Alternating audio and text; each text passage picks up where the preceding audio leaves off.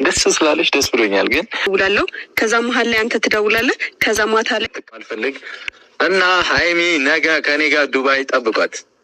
ከኔ ጋር ትሄጃለሽ። እኔ አብላስ ተቀኝቼ እግዚአብሔር ነገርድ አሰርችልሽ ጨርሻለሁና እኔ ትላንትና ምን ብያችሁ ነበረ? እኛን ፍራንክ እያደረገን ነው። ይሄ ልጅ ወረቀቱ አልቀደደውም። እናም ትቷት አይሄድም።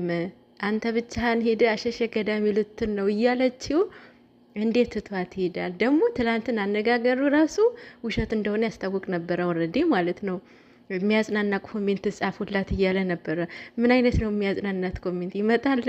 ምን አይነት ኮሜንት ነው የሚጻፍላት? እና እንኳን ደስ አላችሁ ማለት ሃይሚ በፕሌን እንድትሄድ በጣም ፈልግ ነበረ። ማርያምን ስለ ማለት ፍላጎቷ ስለሆነ ማለት ነው። እና አንደኛ፣ ሁለተኛ ነገር ደግሞ ለሱ ብዙ መስዋዕትነት ከፍላለታለች። ብዙ ማለት ነው።